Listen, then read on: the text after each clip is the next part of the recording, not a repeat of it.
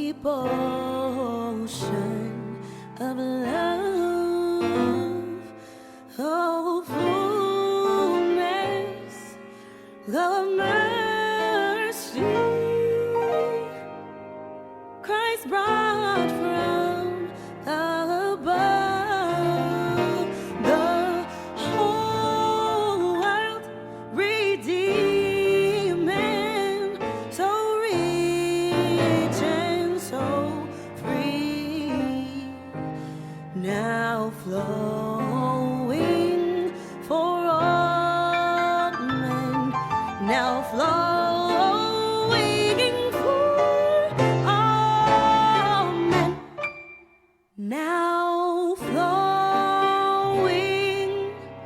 for all men, come rolling over me.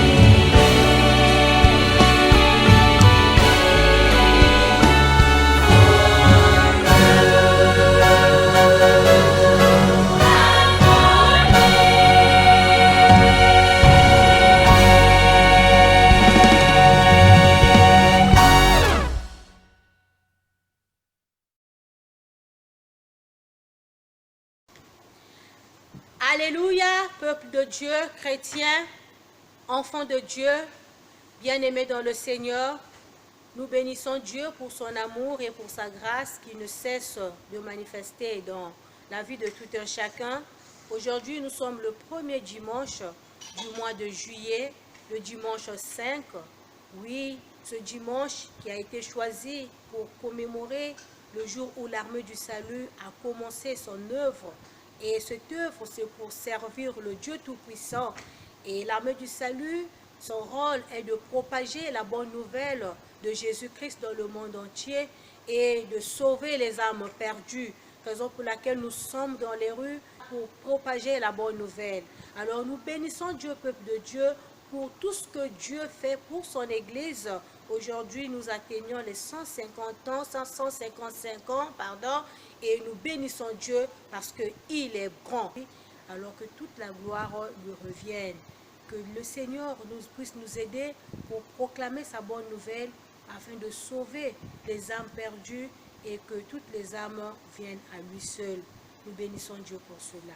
Alors pour nous qui sommes là aujourd'hui, nous sommes ensemble toujours, comme toujours, et nous allons prier pour que le Seigneur soit au contrôle de tout ce que nous allons faire et qu'il prépare nos cœurs à recevoir la bonne nouvelle et afin que toute la gloire lui revienne. Que Dieu soit loué. Nous allons prier pour l'action de l'armée du salut dans le monde entier. Peuple de Dieu, nous sommes tous les familles, les enfants de Dieu dans cette église qui est l'armée du salut. Nous allons demander au Seigneur de bénir son église, de bénir les fidèles, les membres de l'armée du salut qui œuvrent pour que toute la gloire lui revienne. Prions le Seigneur. Éternel notre Dieu, nous te bénissons parce que tu es bon.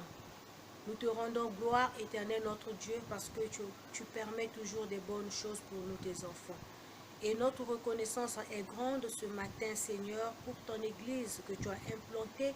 Et aujourd'hui, ton Église se trouve dans 131 pays. Nous te rendons gloire pour cela. Nous te prions, Seigneur, pour les responsables, les leaders que tu as mis à la tête de cette Église. En commençant par le général, les commissaires, les officiers, les soldats, les jeunes soldats, les amis salutistes, les recrues, les adhérents. Seigneur, nous te prions, Papa, que tu te manifestes d'une manière spéciale. Merci, Seigneur, pour la mission que tu as donnée à l'armée du salut, d'aller partout dans le monde pour propager la bonne nouvelle, pour soutenir ceux qui sont dans le besoin, pour soulager la souffrance humaine. Seigneur, notre Dieu, fais que nous puissions toujours marcher dans cet élan, nous puissions toujours marcher de progrès en progrès, que ton Église, Seigneur, puisse aller de progrès en progrès pour faire des bonnes choses, pour proclamer le salut de Jésus-Christ dans le monde entier, pour aider ceux qui sont dans la souffrance, afin que toute la gloire te revienne. Seigneur, bénis ton armée. Seigneur, inspire encore tes serviteurs. Seigneur, donne la motivation et la détermination aux soldats, aux jeunes soldats, aux officiers et à tous ceux qui font partie de cette église. Bénis ton église, Seigneur, et que ta main soit toujours dans l'armée du salut partout dans le monde entier pour que toute la gloire te revienne. Béni sois-tu, éternel notre Dieu. Nous aimerions te prier pour le culte, Seigneur. Nous savons que tu es l'alpha et l'oméga. Reste avec nous, Seigneur, parce que ta parole nous dit que sans toi, nous ne pouvons rien faire. Viens, Seigneur. Nous aimerions, Seigneur, que tu sois l'alpha et l'oméga. Et bénis-nous, Seigneur. Merci, Seigneur, parce que tu es le Dieu de grâce et le Dieu de bénédiction. Que toute la gloire te revienne. C'est en ton nom, Jésus, que nous avons ainsi prié. Amen. Nous allons chanter un des cantiques de l'armée du salut, un cantique de combat qui a pour titre « Au grand combat, Jésus vient nous aider ». Il se trouve dans notre recueil délivrance et louanges, le numéro 271. Et ce cantique est un appel encore à ceux qui ne sont pas engagés dans ce grand combat que mène l'armée du salut, à proclamer le salut en Jésus-Christ, à venir se joindre à nous pour que tous ensemble nous puissions marcher à la suite de notre Maître et Seigneur Jésus-Christ. Au grand combat, Jésus vient nous aider.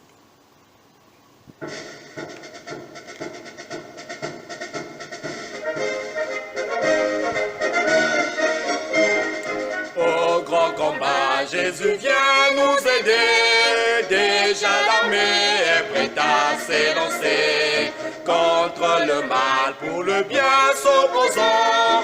Joignez-vous à nous tous en avant, marchons en avant, marchons en avant. Soldats de Jésus, sois fort et voyons. Rappelle-toi que ton chef tout-puissant conduit à la gloire en marchant tous en avant.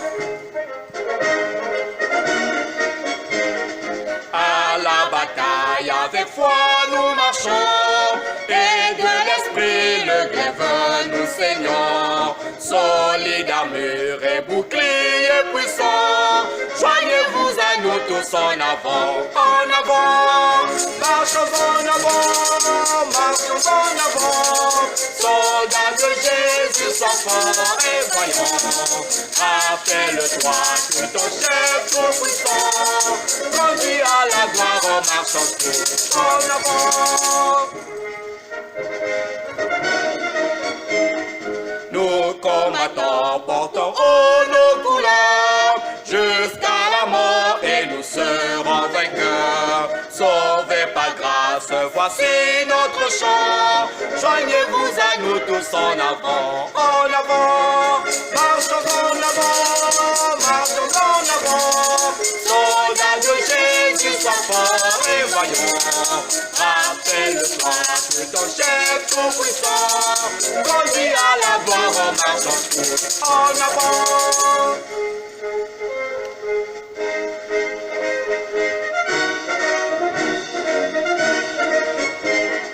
Au grand combat, Jésus vient nous aider.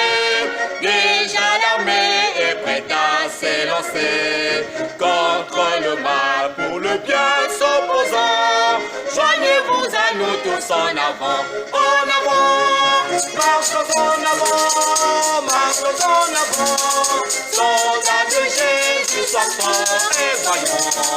Rappelle-toi que ton chef tout-puissant conduit à la gloire en marchant tous en avant. Nous conduit à la gloire, nous attendons en avant. Nous allons devoir donner la place à notre sergente-major des œuvres de jeunesse, Jean Lovely, qui va pouvoir raconter une belle histoire à nos jeunes soldats. Chers jeunes soldats, chers enfants de la classe de compagnie, veuillez écouter attentivement cette merveilleuse histoire biblique avec notre sœur Jean Lovely. Alléluia. Aujourd'hui, nous aurons notre histoire dans le livre de Luc, au chapitre 15, du verset 11 au verset 24. Le titre de notre histoire aujourd'hui est le fils prodigue, ou plutôt le fils perdu. La Bible nous dit qu'il y avait un homme qui avait 2 fils. L'aîné s'appelait Christophe et le second s'appelait Angelo. Cet homme était fort riche. Et un jour, le plus jeune fils, Angelo, a demandé à son père sa part d'héritage qui lui revenait. Son père lui a donné tout l'argent qui lui était dû. Et Angelo est parti très très loin de son père, dans un pays lointain, là où il ne le verrait plus. Une fois arrivé dans ce pays lointain, Angelo, grâce à son argent, s'est fait un tas d'amis. Il faisait la fête tous les jours. Il s'amusait bien. Il se divertissait bien. Mais voilà qu'un jour, tout l'argent que son père lui avait donné était terminé. Et de là, plus d'amis. Plus personne pour l'aider. Et en même temps, dans ce pays, il y a eu une grande famine. Les gens avaient faim. Et Angelo aussi avait faim. Donc, il a dû chercher du travail. Mais personne ne voulait le prendre dans un travail parce qu'il n'y en avait pas. Qu'a-t-il dû faire, Angelo? Il a été gardé des porcs. Et voilà que l'endroit où il gardait les porcs, il a vu comment cette porc était bien traitée et avait à manger en abondance, tandis que lui avait faim. Son estomac criait famine. Étant rentré en lui-même, il se met à réfléchir et il se dit, mais mon père possède de grands biens. Mon père a des serviteurs qui mangent à leur faim, qui sont bien traités. Je vais retourner chez mon père. Je vais lui demander pardon. Je vais lui dire que j'ai péché contre le ciel et contre lui, et qu'il me traite comme l'un de ses serviteurs. Alors Angelo prit cette décision de retourner chez son père. Son père qui l'attendait, qui espérait son retour, a vu de son balcon son fils qui était en train de revenir. Au loin, il le voyait s'approcher. Et son père s'est mis à courir pour venir le rencontrer. Et voilà qu'Angelo et son père se sont mis à s'embrasser, car ils étaient heureux de se retrouver. Angelo a demandé pardon à son père. Il a reconnu que ce qu'il avait fait était mal. Il a reconnu qu'il s'était éloigné de son père. Et le fait qu'il se soit éloigné de lui l'a plongé dans une misère profonde. Son père a fait venir les serviteurs pour habiller Angelo du plus bel habit de fête, mettre une bague à son doigt et le mettre dans un état de fils royal. Toi aussi, si tu t'es éloigné de Dieu, aujourd'hui c'est jour de grâce. Tu peux encore venir à lui. Il t'attend les bras ouverts. Il n'a qu'un souhait. Viens, fais le premier pas et tu verras, tu seras comblé. Alléluia. Parmi les cantiques les plus connus de l'armée du salut se trouve ce chant du fondateur qui a pour titre « Salut infini » et en anglais « Boundless Salvation ». En ce jour mémorable, je vous invite à chanter avec nous ce merveilleux cantique qui nous parle de l'efficacité du sang de Jésus qui apporte le salut au monde entier. Chantons Salut infini.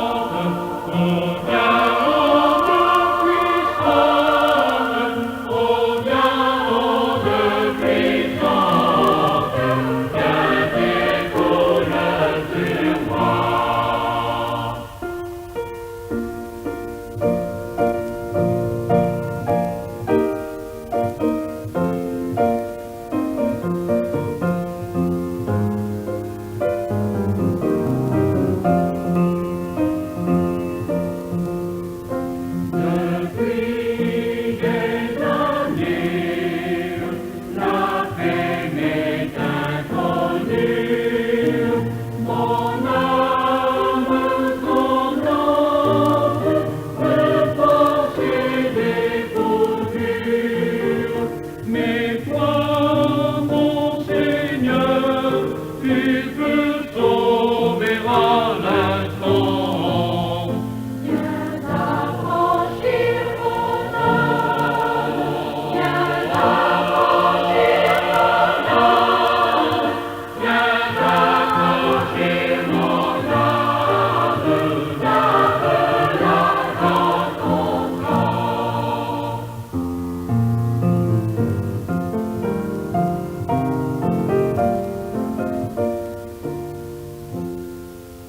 Je crois que la sainte, la céleste Marie, de ma tombée malade, que j'insère dans ta vie. Je suis décidé, mon cœur s'abandonne à toi. Je me livre tes ondes, allez, allez, ondes. Je me livre tes ondes, et la vie est en moi.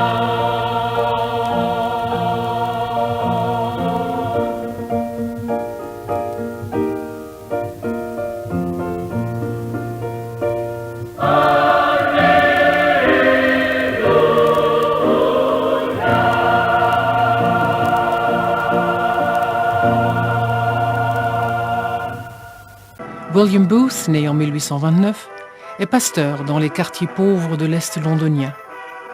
La misère et la soif spirituelle le préoccupent tant qu'en 1865, lui et sa femme Catherine créent la Mission chrétienne de l'Est londonien. Convaincu de l'amour de Dieu, il appelle chacun à la conversion.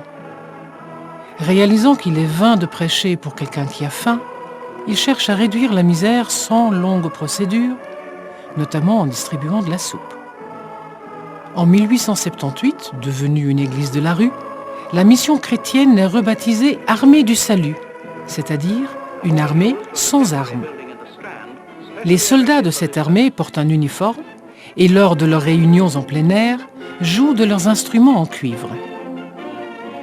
Le mouvement connaît une croissance rapide, d'abord en Angleterre, puis aux États-Unis, en Australie, dans quelques pays d'Europe, en Afrique et en Inde. Son arrivée en Suisse date de 1882. Le principe de base reste le même dans chaque pays, mais il est adapté à la culture locale. Pour suivre l'évolution de son œuvre et encourager ses acolytes, William Booth voyage beaucoup. Son travail lui vaut d'être toujours plus respecté et considéré dans les milieux politiques et dans la société. Il reste en contact avec des personnalités influentes jusqu'à un âge avancé. Lorsque William Booth décède le 20 août 1912, des dizaines de milliers de personnes viennent prendre congé de cet homme de Dieu remarquable. William Booth a lui-même montré de manière impressionnante comment allier foi et action. Ses idées et sa personnalité influencent le mouvement jusqu'à nos jours. Le mouvement d'évangélisation compte de plus en plus d'adeptes et de membres dans le monde entier. Ses activités sont toujours adaptées aux besoins de l'endroit et de l'époque. En 2006, l'Armée du Salut compte environ 1,6 million de membres pour 15 000 paroisses dans 110 pays. Le mouvement fait partie de la communauté chrétienne.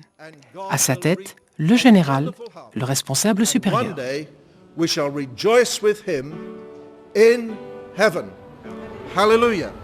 Depuis 1881, le siège international de l'Armée du Salut se trouve au bord de la Tamise à Londres. Après plusieurs transformations, un nouveau bâtiment, primé par la suite, est inauguré au même endroit en 2006. C'est ici que l'on promeut notamment la cohésion internationale, que l'on définit l'orientation stratégique et que l'on coordonne la solidarité financière. Du secours d'urgence dans des régions sinistrées jusqu'à l'aide au développement durable, l'Armée du Salut compte parmi les organisations d'entraide les plus importantes du monde. Son action efficace s'appuie sur une bonne compréhension de la culture locale, ainsi que sur une grande flexibilité et un esprit d'innovation. I am Don. What's your name? Pleased to meet you, Amar. Dans l'un des pays les plus pauvres de la planète, en Haïti, l'Armée du Salut a mis en place un programme pour enseigner l'élevage à des familles démunies. Pour celles-ci, posséder même un seul animal améliore déjà sensiblement le niveau de vie. En Bolivie, dans les régions montagneuses de l'arrière-pays, plus de la moitié des habitants n'ont pas accès à un centre de santé publique. Pour remédier à cette situation, une clinique mobile a été créée en collaboration avec un hôpital de l'Armée du Salut.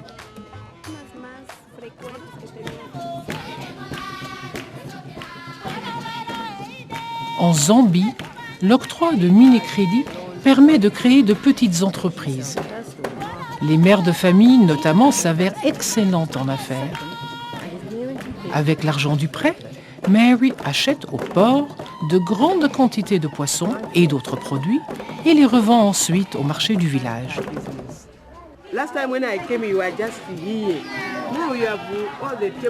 C'est ainsi que Mary a développé une affaire florissante qui permettra de financer la formation de ses enfants.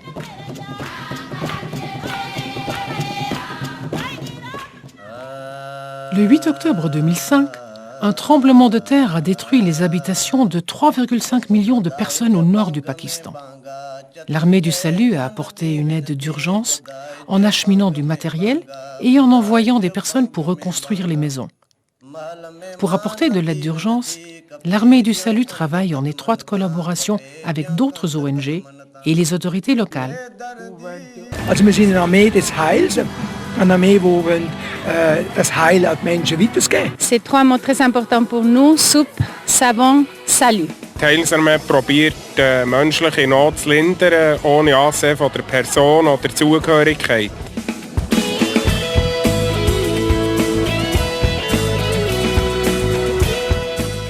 S'occuper des gens qui ne savent, quand plus personne d'autre savent que faire, c'est notre but. Also was mir an Heilsarmee sehr gut gefällt, ist einerseits die soziale Seite und der Glaube, wo das irgendwie Hand in Hand geht. Tu aimeras le Seigneur ton Dieu de tout ton cœur, de toute ton âme, de toute ta force et en toute humilité, et tu aimeras ton prochain comme toi-même. Fais cela et tu vivras.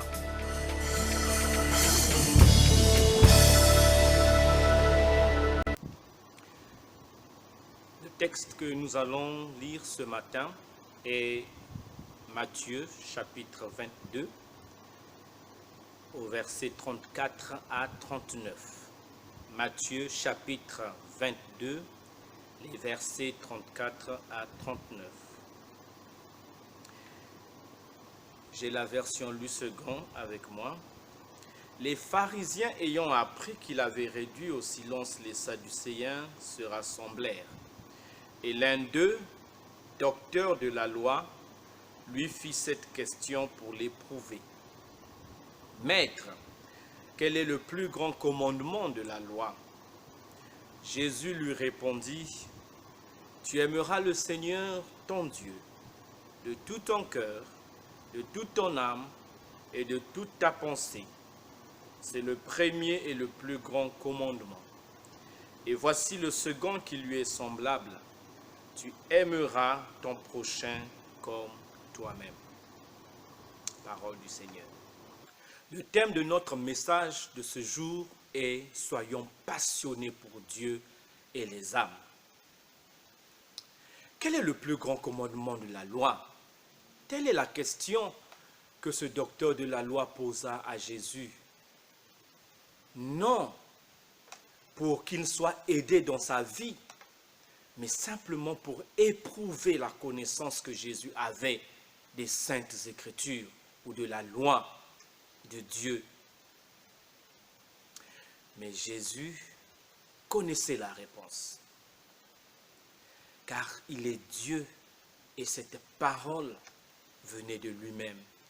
Alors, la réponse que Jésus donna à cet homme pouvait se résumer en ceci. Aime Dieu plus que tout et aime ton semblable comme toi-même. Jésus était là en train de placer la priorité qui devait caractériser la vie des véritables enfants de Dieu. L'amour pour Dieu et l'amour pour les autres constituent le fondement de la vie chrétienne. Les vrais enfants de Dieu se reconnaissent par l'amour. Ils ne se reconnaissent pas par les dons qu'ils ont. Ils ne se reconnaissent pas par l'uniforme qu'ils portent. Ils ne se reconnaissent pas par leur façon de parler ou d'agir, peut-être. Mais ils se reconnaissent par leur amour pour Dieu et pour leur prochain. Les vrais saints ne sont pas ceux qui vivent seuls dans les déserts ou qui sont cloîtrés dans les monastères ou ceux qui ont accompli de nombreux miracles. Les vrais saints sont ceux qui ont une passion pour Dieu et une passion pour les âmes. Oui, mes chers bien-aimés dans le Seigneur, nous devons être passionnés pour Dieu et passionnés pour les âmes. Aimer Dieu signifie automatiquement ressentir un amour profond pour nos semblables. On ne peut pas dissocier ces choses. Ça veut dire que aimer Dieu doit s'accompagner aussitôt de l'amour pour nos frères et pour nos sœurs. Avoir de la passion pour Dieu devait s'accompagner d'une passion aussi pour les âmes. Avoir une passion pour Dieu, c'est quoi? Être passionné pour Dieu, c'est posséder une profonde soif spirituelle de Dieu. Nous voyons que ceux qui sont passionnés pour le sport, pour le football, ont dans leur cœur et dans leur tête presque tous les programmes des matchs qui doivent se dérouler dans le mois ou dans le trimestre ou même dans l'année. Et leur calendrier est toujours noté de ces dates où il y aura des matchs qu'ils aimeraient suivre. Ils sont tellement passionnés pour le sport qu'ils ne veulent rater aucune compétition, aucune rencontre.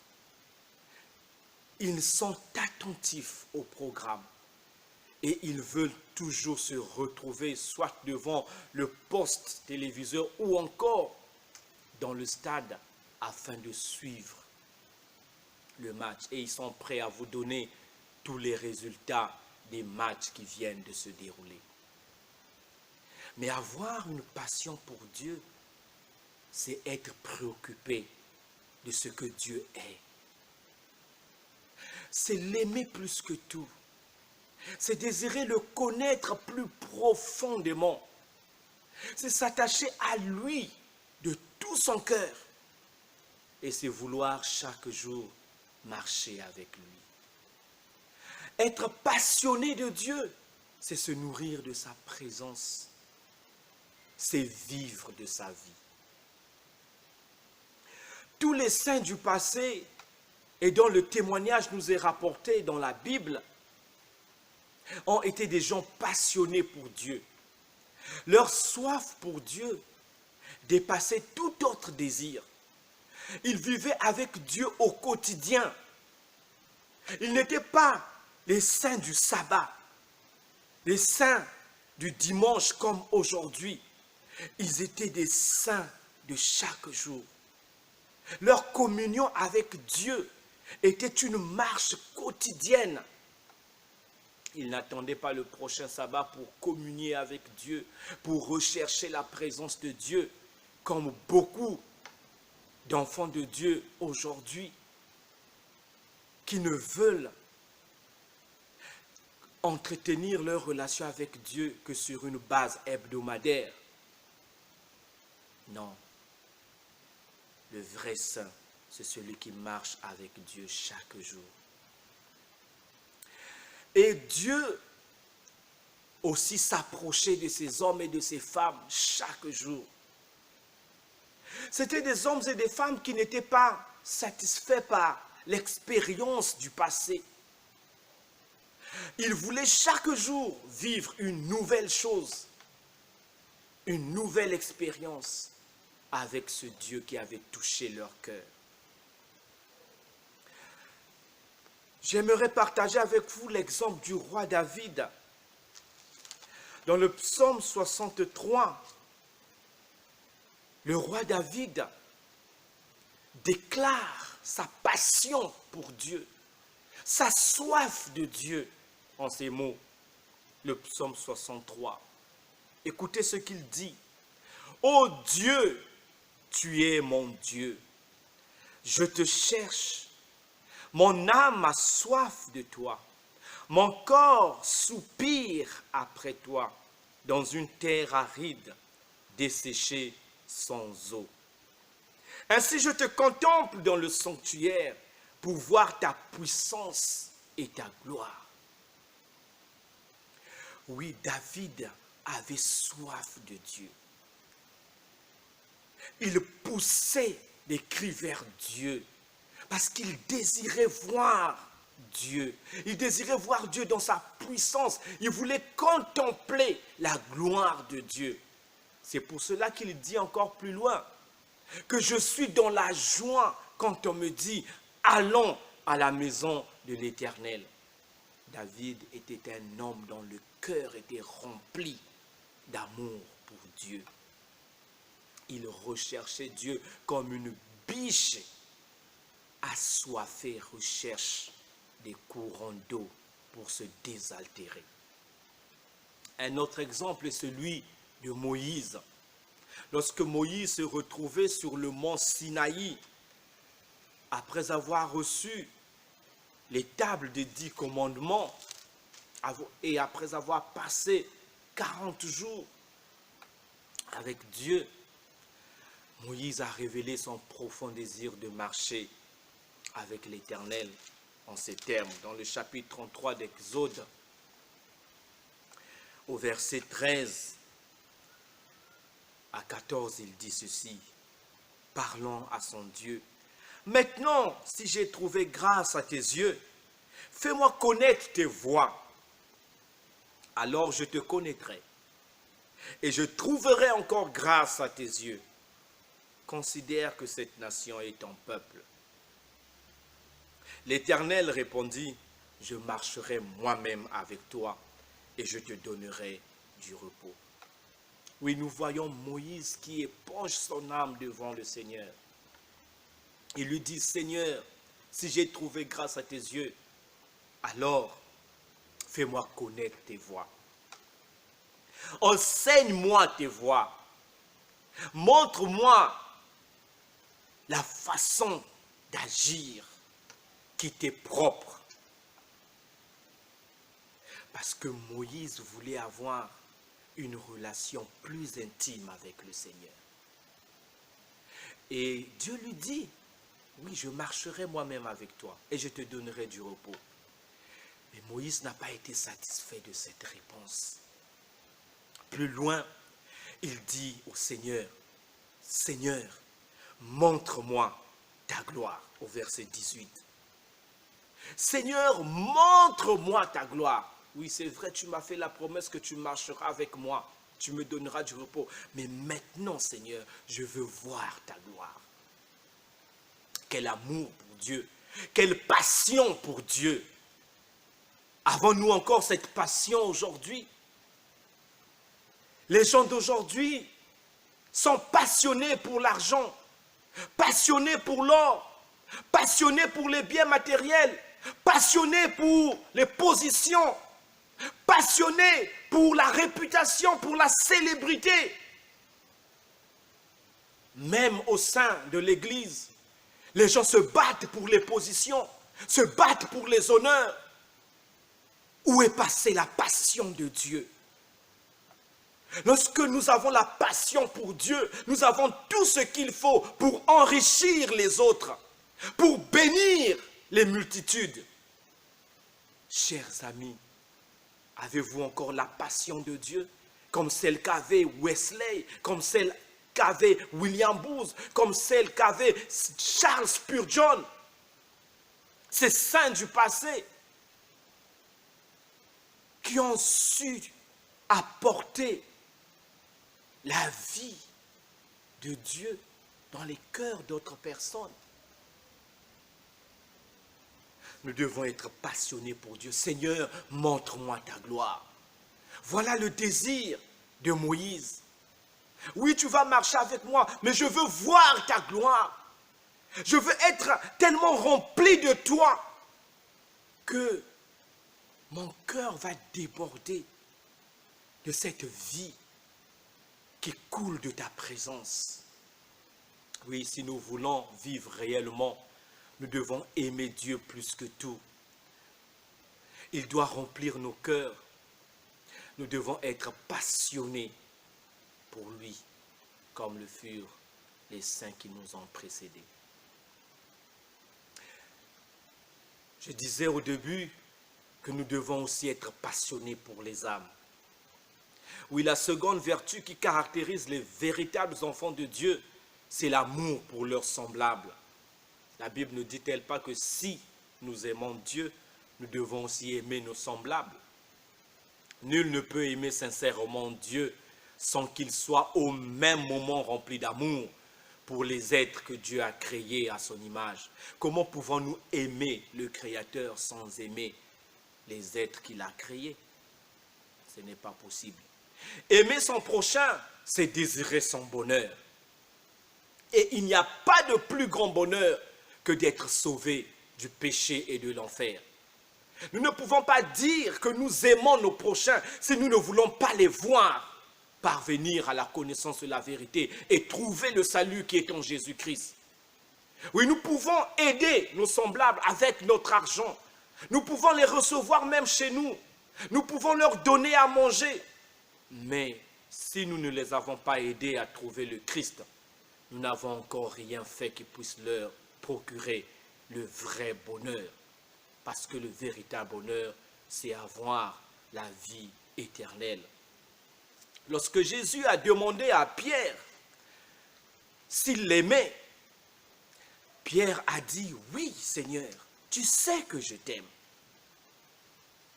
Mais vous savez ce que Jésus a ajouté aussitôt après?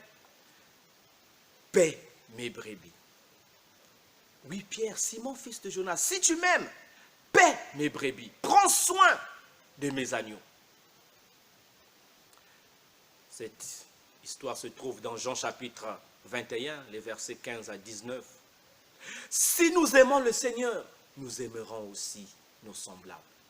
Nous aimerons nos prochains et nous ferons tout ce que nous pouvons pour qu'ils puissent aussi connaître le Seigneur et être sauvés. William Booth, le fondateur de l'Armée du Salut, fut un homme passionné pour Dieu et passionné pour les âmes. Tout ce qu'il voulait, c'était vivre avec Dieu et sauver son prochain. Il avait consacré sa vie entière à Dieu. Dès l'âge de 15 ans, lorsqu'il s'est converti, il a dit « Dieu aura tout de William Booth ». Parce qu'il était tellement passionné pour Dieu. Dieu aura tout de William Booth. Et puisque Dieu a eu tout de William Booth, Dieu a pu utiliser William pour produire l'armée du salut que nous avons aujourd'hui. William Booth s'était engagé à vivre sa vie pour faire connaître son Sauveur aux hommes et aux femmes de son temps, afin qu'eux aussi puissent venir à Christ. L'armée du salut est née et elle existe pour ces deux buts: aimer Dieu et aimer les âmes. Un des généraux de l'armée du salut, le général Cox, avait dit: les salutistes sont engagés à passer de manière intentionnelle plus de temps avec Dieu pour nourrir leurs âmes et pour développer leur sainteté. Mais ils sont aussi présents dans le monde pour proclamer l'évangile de Jésus à leurs semblables. D'où vient la force de l'armée du salut? D'où vient la puissance des salutistes à proclamer l'évangile? C'est de leur communion avec Dieu. C'est de leur relation avec Dieu. Plus le salutiste passe du temps avec Dieu, dans la prière, dans l'écoute de sa parole, plus le salutiste est équipé pour annoncer l'évangile, pour gagner le monde à Jésus. Oui, parce que gagner le monde à Jésus, telle est la mission de l'armée du salut. Le monde n'a pas besoin d'une autre armée aujourd'hui. Mais le monde a besoin des chrétiens passionnés pour Dieu et passionnés pour les âmes. En cette période critique, nous ne pouvons être des instruments de la grâce divine que si notre cœur aime Dieu plus que tout et si nous recherchons par-dessus tout le salut de nos semblables. Oui, chers frères et sœurs, chers salutistes, vous qui me suivez, contemplez encore la beauté de Dieu. Contemplez et recherchez la gloire de Dieu. Regardez votre cœur. Quelle est la passion qui remplit votre cœur aujourd'hui? Est-ce la passion des richesses? Est-ce la passion des honneurs? Est-ce la passion de la célébrité? Est-ce la passion du sport? La passion de la politique?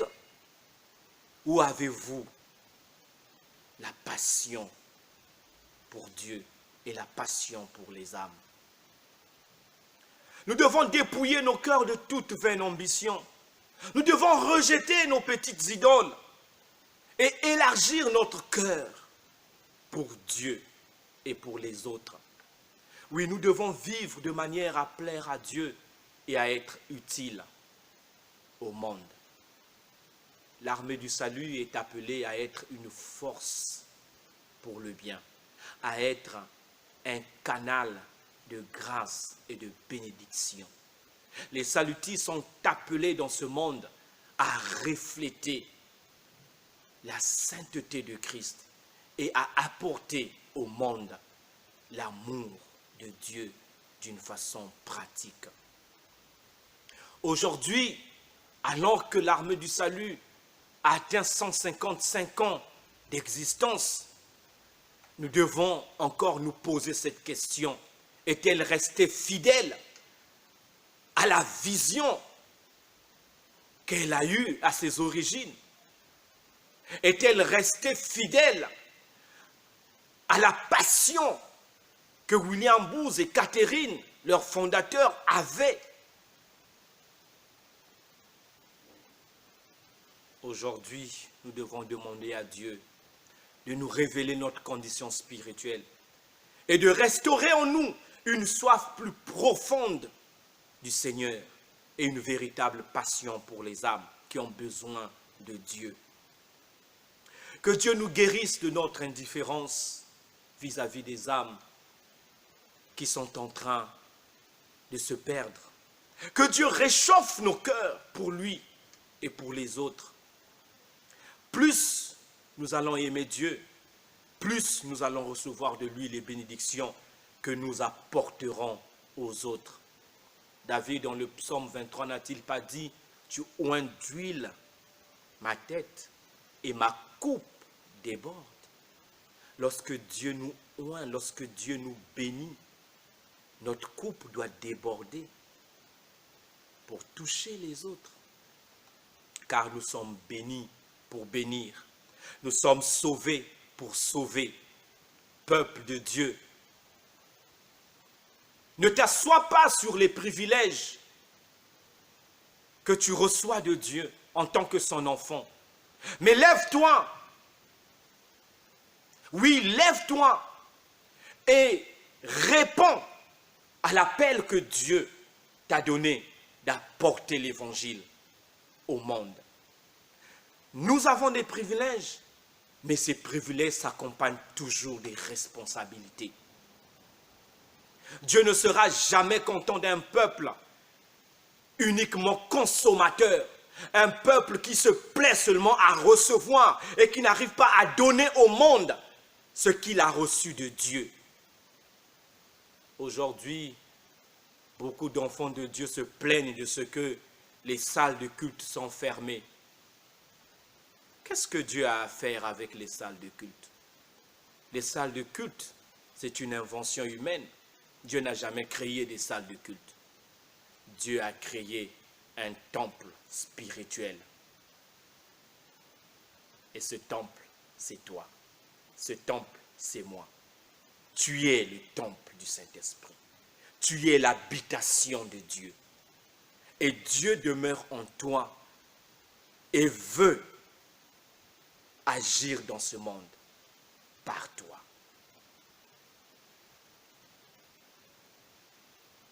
Chers enfants de Dieu, soyons passionnés pour Dieu et soyons passionnés pour les âmes.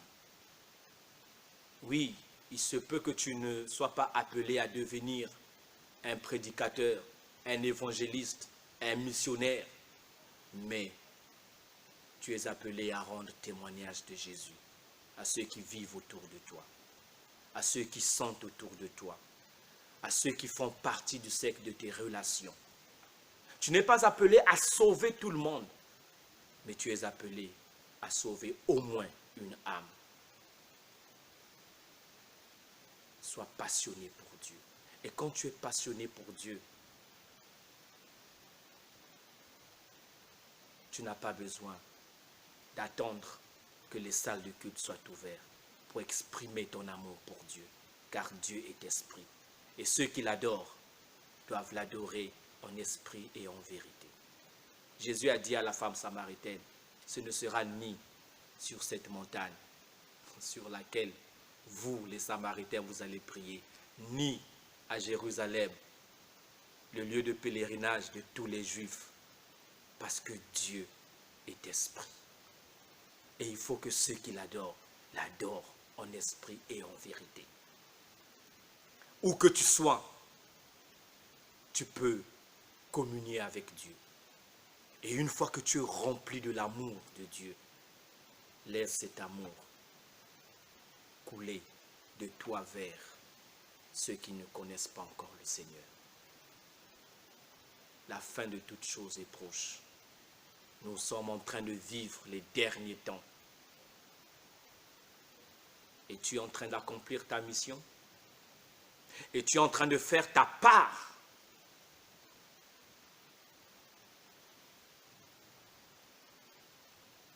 Lorsque tu te présenteras devant le Seigneur au dernier jour, que lui présenteras-tu?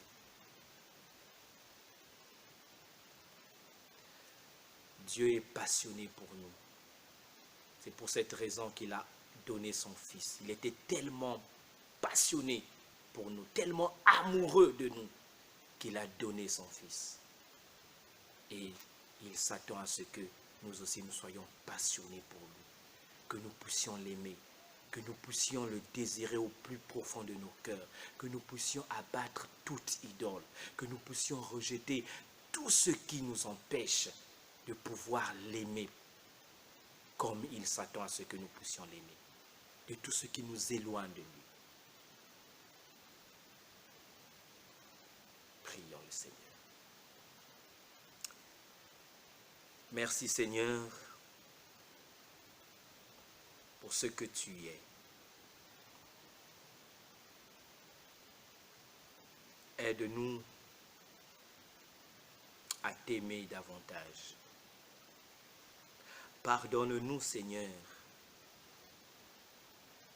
d'avoir rétréci nos cœurs à toi et à nos semblables.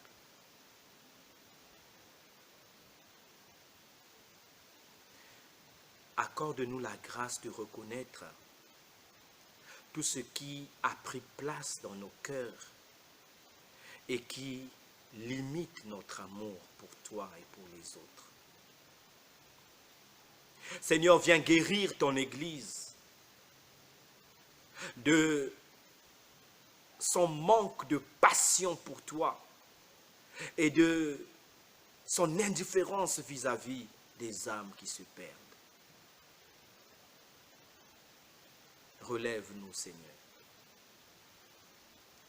et fais que par nous, l'évangile de notre Seigneur et Sauveur Jésus soit encore proclamé et répandu dans le monde entier. Embrase nos cœurs, Seigneur.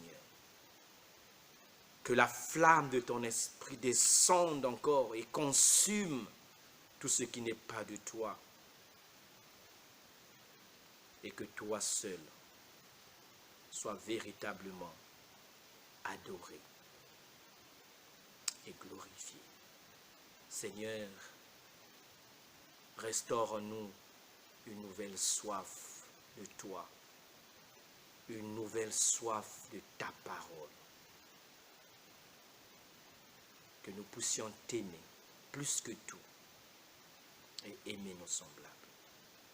Au nom de Jésus. Amen.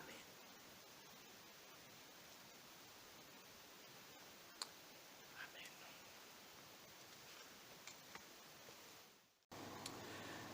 Chers frères et sœurs, dans le Seigneur, nous sommes arrivés à la fin de notre culte. Nous bénissons Dieu pour sa présence, pour son amour, pour sa bonté et surtout, nous lui rendons gloire pour son armée du salut qu'il a lui-même suscité, qu'il continue à utiliser dans ce monde pour apporter le message de l'Évangile à ceux-là qui n'ont pas encore connu le Christ.